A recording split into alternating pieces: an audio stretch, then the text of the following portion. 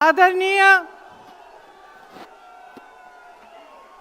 अध्यक्ष महोदय श्री मल्लिकार्जुन खड़गे जी, माता जी श्रीमती सोनिया गांधी जी, बड़े भाई श्री राहुल गांधी जी, मंच पर विराजमान सभी वरिष्ठ नेतागण, सभी कांग्रेस के महासचिव, इंचार्ज सचिव, पीसीसी के अध्यक्ष, माननीय मुख्यमंत्री जी, सबका इस सभा में आज बहुत बहुत स्वागत। और मेरे प्यारे कार्यकर्ता भाइयों और बहनों, दिल्ली की हवा में आप सबका स्वागत। खास तौर से मेरे यूपी के जो भाई बहन हैं, आपने बहुत मेहनत की है, आपको बहुत बहुत स्वागत। कोहरे में आप आज सुबह सुबह ठंड में निकले, मैंने आपके वीडियो देखे, आपकी फोटो देखी, इसके लिए बहुत बहुत धन्यवाद। जरा एक बार जोर से, इतनी जोर से नारा लगाइए कि यहां से गूंजता हुआ प्रधानमंत्री निवास तक जाए, वोट चोर, वोट चोर। ये वोट क्या है, इसकी कीमत क्या है हमारे जीवन में, इसको समझना बहुत जरूरी है। बहुत समय पहले जब आजादी की लड़ाई शुरू हो रही थी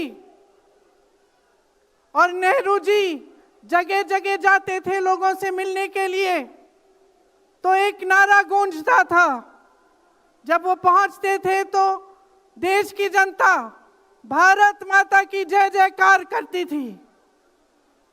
उस समय नेहरू जी ने इस बात का उल्लेख किया कि भारत माता क्या है।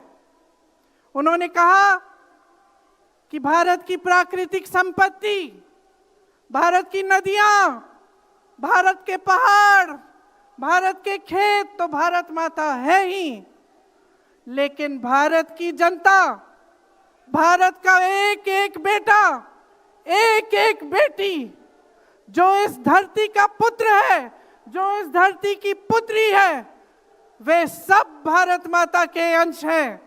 वे सब एक तरह से भारत माता ही हैं।